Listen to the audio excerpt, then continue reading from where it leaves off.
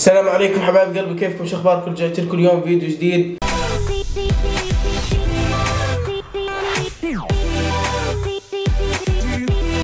انا واحد قيس وساهر منذر. خلينا نشوف شو اخرتها معه. يلا على الفيديو الاول. انت ولد؟ هيدا اكثر سؤال بيسالوني اياه الناس، يعني انه اكيد ولد، يعني اكيد مش بنت.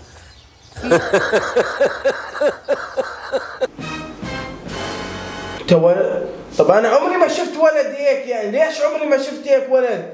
طب انا اصحابي ليش كلهم خناشير ويخرعوا وجوههم، وانت ليش هيك؟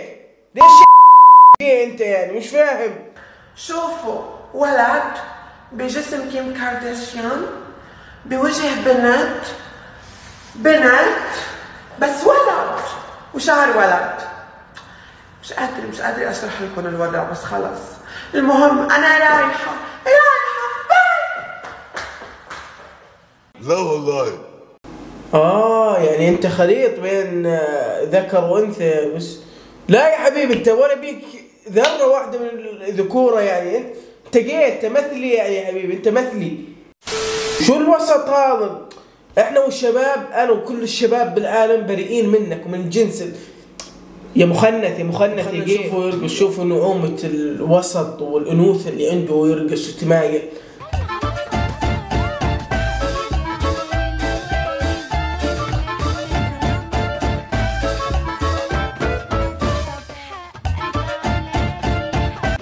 أنا شريفة وعفيفة.